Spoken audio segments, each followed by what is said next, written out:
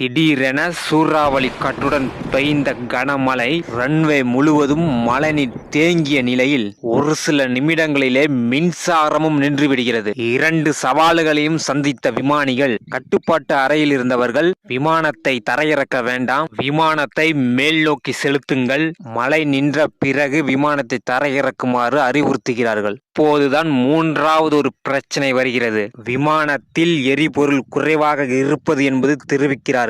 விமானத்தை தரையிறக்குவதுதான் ஒரே தீர்வு என்று முடிவெடுத்த விமானிகள் விமானம் பத்திரமாக தரையிறங்கியது. அங்குள்ள நபர் ஒருவர் விமான ஓடுபாத தளத்தில் மழை நீர், விமான நிலையத்தில் மின்சாரம் கிடையாது, விமானத்தில் எரிபொருளின் அளவு குறைவு, இப்படி இந்த சூழ்நிலையை சமாளித்தீர்கள் என்று கேட்ட அந்த நபர் அதற்கு விமானி 35 ஆண்டு காலம் எத்தனையோ விமானங்கள் இந்த விமான நிலையத்தில் தரையிறக்கி இருக்கிறேன், அது மட்டுமில்லாமல் 35 ஆண்டு காலம் அனுபவமிக்க அந்த வாழ்க்கை பயணம் என்னுடைய வெற்றிக்கு காரணம் என்று குறிப்பிட்டார் விமானி.